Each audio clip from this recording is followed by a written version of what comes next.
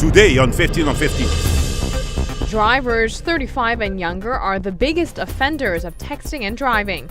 Other facts coming up to bring further awareness on the dangers of the habit. Plus, pet owners will think twice before giving up their dog after seeing this video.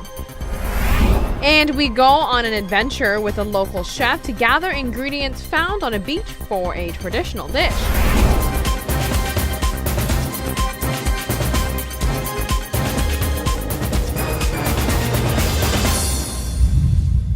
Thank you for joining us. I'm Yentl Lieuw. In this day and age, it is safe to say technology has allowed us to stay very well connected. So connected to the point where it is sometimes hard to ignore those texts that comes through to your phone even when you are driving. Today, we remind drivers and bring further awareness to the dangers of texting while driving.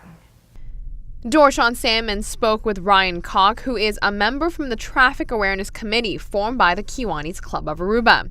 He says the most frequent offenders of texting and driving are young people. 50% of drivers under the age of 35 and who owns a phone do text and drive.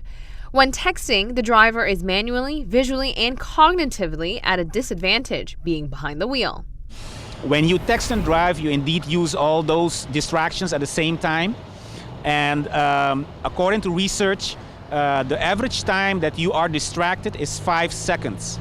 And in those 5 seconds, you do drive a considerable length, actually blindfolded.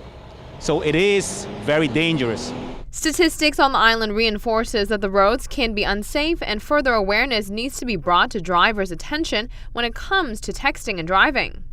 So if we look in Aruba, in August 2014, the police inspector placed an article in the newspaper where he states that the police in Aruba noticed a significant increase in 2 types of accidents. The first type is the car bumping behind the other car, and the second type is the car getting off of the way, hitting an object, or flipping. They did a little research on those type of accidents that increased, and they have a strong belief that the main reason for this significant increase is because of texting while driving. Authorities have found the increase in certain types of car accidents within the past few years have indicated that drivers are texting and that is the main cause. Ryan says one of the reasons so many people still text and drive, despite it being a dangerous habit, is simply because they are unaware. I think that there is a group of people who don't realize how dangerous texting while driving actually is. And there's a second group that does realize how dangerous it is, but they think that they can beat the statistics, that it will not happen to them because they are above average. And there will always be a third category who, even though they know, they choose to text while driving because they're busy and they have a sense of urgency that they really need to communicate at that time with their friends, family, lovers, or business. There are 3 main types of distraction while texting and driving. Visual, taking your eyes off the road; manual, taking your hands off the wheel; and cognitive, taking your mind off what you're doing. Now, think about it. If you don't want to be a statistic, simply don't text and drive. For 15 on 15, I am Dorshan Salmon.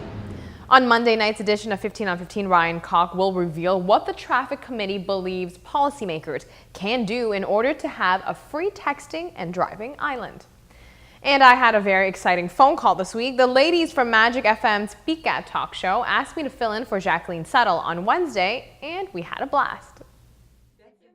3 sassy ladies usually take over Magic 96.5 FM radio station on Mondays, Tuesdays, and Wednesdays from 11 to noon. Usually it is Rona Coster, Tabitha Facunda, and Jacqueline Settle, but on Wednesday I filled in for Jackie. The topic of that particular day was, what item of your partner's would you love to throw away? Ladies and gentlemen, think about that one. And of course, we had a lot of laughs. I wanted to say thank you to Magic and the ladies for having me. On that note, we will be right back. Stay with us.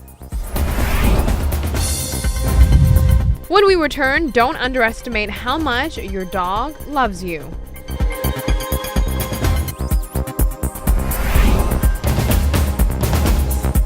Welcome back to 15 on 15. Unfortunately, on the island, we have an issue with stray dogs. Oftentimes, owners abandon their pets for various reasons. After watching this video, you will think twice before leaving your pooch.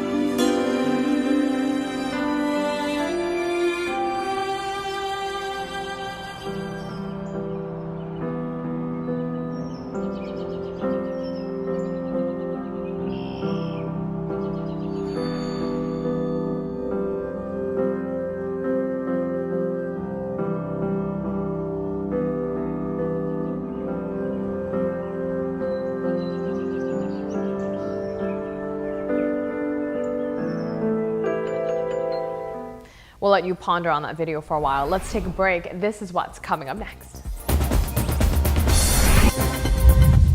After the break, a typical Aruban dish made into a gourmet meal.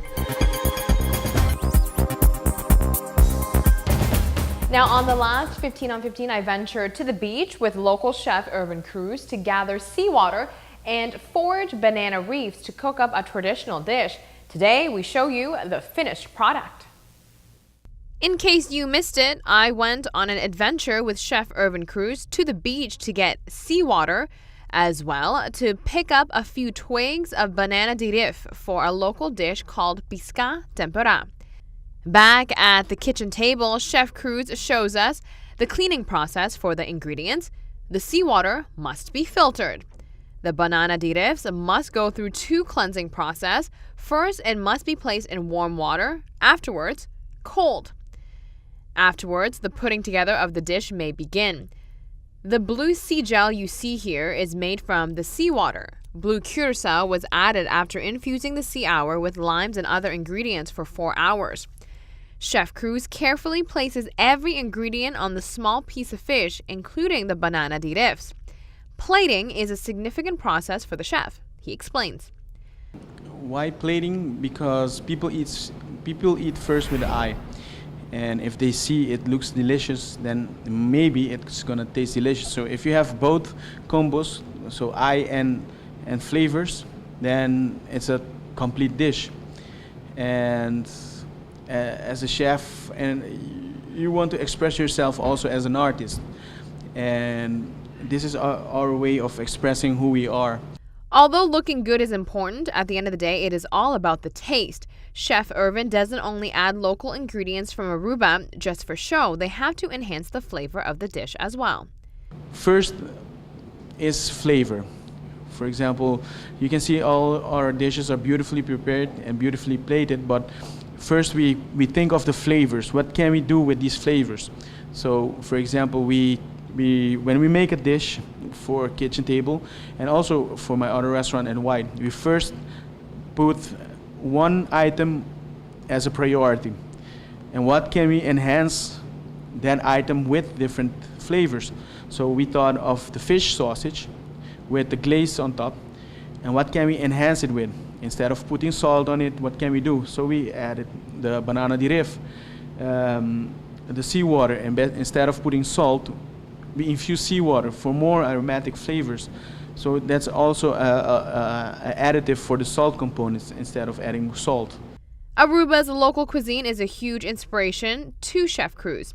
Currently at the kitchen table, each of their 7-course menu is an item you can find at food trucks.